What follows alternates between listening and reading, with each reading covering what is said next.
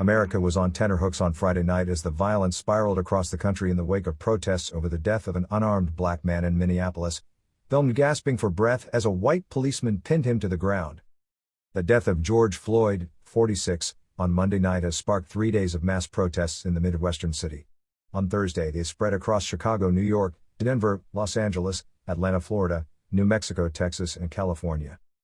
Tension in the U.S. remained high despite the decision to charge Derek Chauvin, the officer caught on video with his knee on Mr. Floyd's neck, with third-degree murder and manslaughter. The arrest of Chauvin was welcomed by Mr. Floyd's family, who described it as a welcome but overdue step on the road to justice.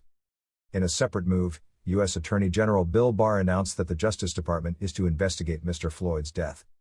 It came with police forces across the U.S. on alert, fearing that the backlash would be felt even more widely. An 8 p.m. curfew was announced in Minneapolis the night after protesters set a police station alight in much of the city was turned into a burning wasteland. Looting was rife. The police station was also the focus of the first protests. It is close to where Mr. Floyd was captured on a bystander's camera pleading "I can't breathe" as an officer held his knee into his neck until he became motionless. Dozens of fires were also set in nearby St. Paul, where nearly 200 businesses were damaged or looted. Many had put up handmade signs early on in the night, asking to be spared. "This is a black-owned business," read one.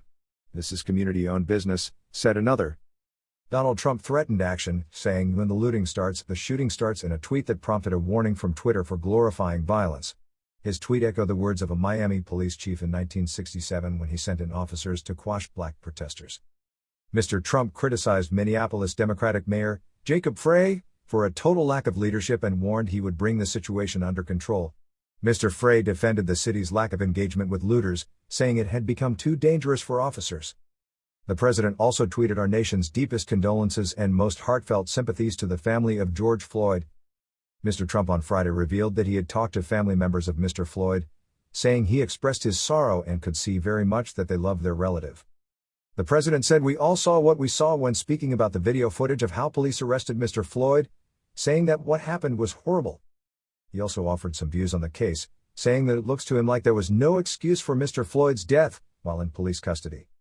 The president also offered some more nuanced comments on the protesters in Minneapolis, having described them as thugs in a tweet during Thursday night. "I understand the hurt. I understand the pain. People have really been through a lot," Mr. Trump said, saying that some of the protesters were good people. But he also said that others did a great disservice to their state and to their city. At one point he noted, "Law and order will prevail." Joe Biden, who also spoke to Mr. Floyd's family, said the U.S. is a country with an open wound. "None of us can be silent. None of us can any longer. Can we hear the words 'I can't breathe' and do nothing," he said. "The original sin of this country still stains our nation today, and sometimes we manage to overlook it," he added. "We need justice for George Floyd. We need real police reform which holds bad cops to account." Gunfire also broke out in several U.S. cities, including Louisville, Kentucky, where police say 7 people were injured in a shooting. Several hundred protesters had turned out to demonstrate against the death of Breonna Taylor, a black woman who was shot dead by police in March while she slept in her home. As smoke filled the Minneapolis skyline on Thursday, the state's Governor Tim Walz deployed around 500 National Guard soldiers to restore peace. Armed with assault-style rifles, the soldiers blockaded the streets surrounding the most heavily damaged areas of the city as firefighters worked throughout the day to put out the blazes. Further shocking scenes played out across America's TV screens on Friday morning, as officers in Minneapolis arrested a CNN television crew who were reporting on the unrest. While live on air, CNN reporter Omar Jimenez, who is black and Latino, was handcuffed and led away along with 2 other team members.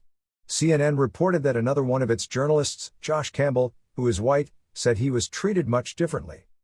The Minnesota State Patrol said the journalists were among 4 people arrested as troopers were clearing the streets and restoring order, and they were released after it was confirmed they were members of the media. CNN said the arrest constituted a clear violation of their First Amendment rights. The protests in Minneapolis first erupted on Tuesday, after distressing footage of Mr. Floyd's death circulated online. It showed him lying face down and handcuffed, groaning for help and repeatedly saying, "Please, I can't breathe," before becoming motionless as Officer Derek Chauvin presses his knee against him. Mr. Chauvin was arrested on Friday and charged with third-degree murder and manslaughter. Mr. Floyd was unresponsive for nearly 3 minutes before Mr. Chauvin removed his knee from his neck, the criminal complaint stated. Police are trained that this type of restraint with a subject in a prone position is inherently dangerous, the complaint added. A pre-autopsy report found Mr. Floyd had an underlying heart condition. This, combined with any potential intoxicants in his system and the restraining force used by Mr. Chauvin, likely contributed to his death, the complaint said. Prosecutors said they also expect to file charges against 3 other officers involved in the incident. All 4 officers were dismissed earlier this week. The tension was heightened further when another video emerged apparently showing 3 officers kneeling on Mr. Floyd. The charges have done little to turn the public tide of anger building in America over the spate of recent instances of police brutality towards unarmed black men. Last month, viral footage showing the killing of Ahmaud Arbery, an unarmed black jogger in Georgia, at the hands of a white former police officer also sparked public unrest. Protesters recalled the death of Mr. Arbery and other African Americans, including Eric Garner and Michael Brown, as they took to the streets in their hundreds this week. By Thursday night, hundreds of demonstrators returned to the Minneapolis neighborhood at the center of the violence. Others descended on government offices in downtown Minneapolis for a peaceful protest. Will Robinson, a local music artist who has been organizing peaceful protests in Minneapolis, said the charges against Mr. Chauvin did not go far enough. He needs first-degree murder, and the other officers need to be arrested too, Mr. Robinson told The Telegraph. If it was anyone else you would get charged. Mr. Robinson said he began protesting on Tuesday after seeing a video of Mr. Floyd's arrest. I couldn't sit idly by and watch another injustice happen to one of our people, to a fellow human, he said. I wanted to do everything in my power to make sure this wasn't going to be swept under the rug by the government. Mr. Robinson said he suspected that the violence the city has witnessed had been triggered by a few individuals. Everything was peaceful until a masked man came and smashed a window, he said, adding that the man later headed into the nearby police precinct. Mr. Robinson said he and his fellow organizers have attempted to keep the peace and plan to focus on the original reason for the protests as they returned to the streets on Friday night. Minnesota's governor, Mr. Waltz, pleaded with protesters as he insisted Mr. Floyd's death would bring about change. It is time to rebuild, he said. Rebuild the city, rebuild our justice system, and rebuild the relationship between law enforcement and those they're charged to protect. The city and the nation braced for another night of violence.